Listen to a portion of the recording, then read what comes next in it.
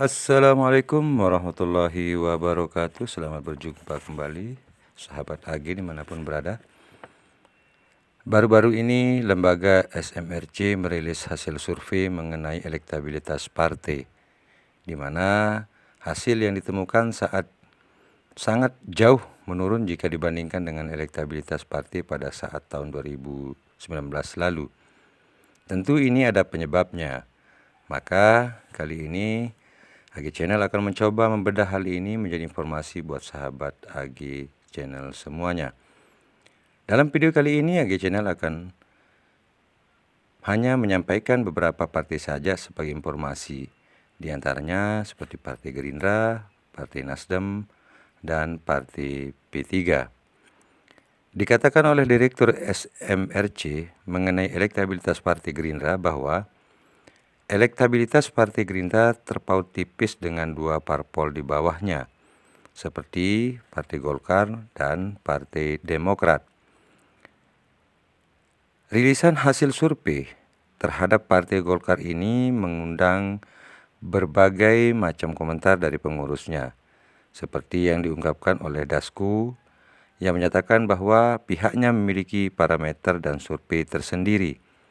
Meski demikian, partainya akan terus berjuang memantapkan strategi partainya agar bisa memenangi pemilu tahun 2024 mendatang. Lain halnya dengan Habibur Rahman yang menanggapi hasil survei SMRC ini, ia mengatakan bahwa hasil survei yang dirilis oleh SMRC merupakan masukan bagi partainya. Dia hanya berharap partainya dapat menambah kursi di pemilu mendatang. Untuk diketahui bahwa kursi Gerindra saat ini sejumlah 78 kursi dan diharapkan nanti di tahun 2024 akan mampu naik menjadi 120 kursi katanya. Lebih jauh ia mengatakan bahwa apa yang dihasilkan oleh lembaga ini dijadikan sebagai sarana untuk meningkatkan sosialisasi kepada pemilih khususnya di perkotaan dan pemilih yang berada di dunia pendidikan, terutama di perguruan tinggi. Selain Partai Gerindra, Partai Nasdem juga memiliki hasil tersendiri dari rilisan lembaga ini. Partai Nasdem justru memiliki tren menurun sejak pemilu 2019 lalu katanya. Adapun setelah dilakukan deklarasi Capres Anies Baswedan, ternyata tidak pula memberikan dampak positif terhadap partai ini. Memang semua ini masih dalam proses, maka hasilnya belum nampak sampai dilakukan survei ini, kata Direktur SMRC.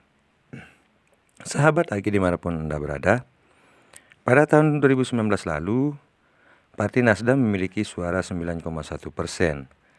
Lalu hasil yang mengejutkan nampak tren menurunnya sampai angka 3,2%.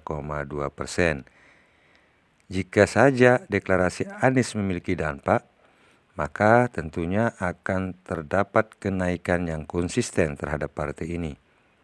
Disebutkan bahwa Partai Nasdem merupakan salah satu di antara beberapa partai yang ada di parlemen dengan perolehan suara paling buncit versi lembaga ini. Di antaranya partai yang lain adalah seperti P3 dengan elektabilitas sebesar 2,9% atau turun sebesar kurang lebih 4,5% dibanding tahun 2019 yang lalu.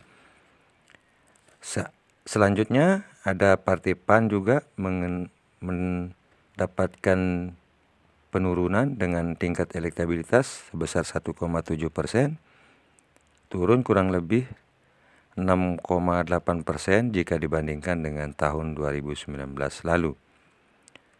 Jika melihat elektoral yang mengisyaratkan 4%, maka ini bisa berakibat buruk bagi partai-partai ini. Artinya, ketiga partai ini berada di bawah ambang batas elektoral. Maka untuk mempertahankan keberadaannya saat ini di parlemen, dibutuhkan partai-partai ini harus lebih giat, lebih gencar melakukan sosialisasi dan sejenisnya guna untuk mendongkrak perolehan suaranya minimal seperti suara di tahun 2019 yang lalu. Namun, Sebaliknya, jika mesin partai diam di tempat tidak bergerak,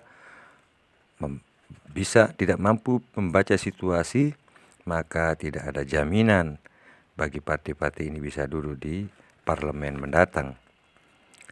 Ada pula Partai P3 yang memiliki cerita tersendiri. Partai P3 yang dipimpin oleh Muhammad Mardiono ini juga tidak luput dari pantauan survei. Tidak jauh beda kemudian dengan partai-partai yang lain. P3 pula mengalami penurunan elektabilitas. Hasil survei menunjukkan bahwa P3 hanya memiliki elektabilitas di angka 2,9%. Artinya elektabilitas partai ini menurun jika dibandingkan dengan elektabilitasnya di tahun 2019 yang menunjukkan angka 4,5%. Dengan sekian banyak hasil survei yang dihasilkan oleh lembaga-lembaga survei, Ketua P3 angkat bicara tentang hasil survei ini.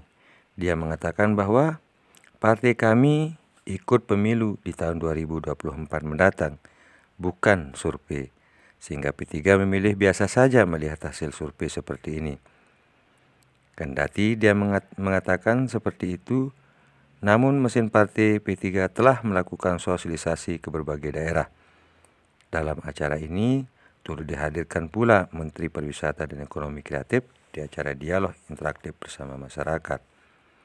Meski demikian, ada pula beberapa partai yang memiliki angka elektabilitas yang naik, seperti halnya PDIP dulunya di angka 19,3%, naik menjadi 24,1%. Begitu juga dengan Partai Demokrat yang dulunya hanya memperoleh suara sebesar 7,8%, kini naik menjadi 8,9%. Meski demikian, pada dasarnya kedua partai ini memiliki penurunan jika dibandingkan dengan pemilu 2019 yang lalu. Melihat hasil survei ini, tentu para penguasa partai akan mulai berbenah sesegera mungkin agar tidak terdepak dari Senayan. Dengan cara bagaimana, itu merupakan ranah partai. Kita sebagai warga hanya berharap perpindahan kekuasaan nantinya bisa berdampak positif bagi keberlangsungan hidup warga negara. Demikian sahabat AG Channel, semoga informasi ini dapat bermanfaat buat sahabat semua. Jangan lupa komentarnya sahabat, tulis di kolom komentar. Demikian dan terima kasih. Wassalamualaikum warahmatullahi wabarakatuh.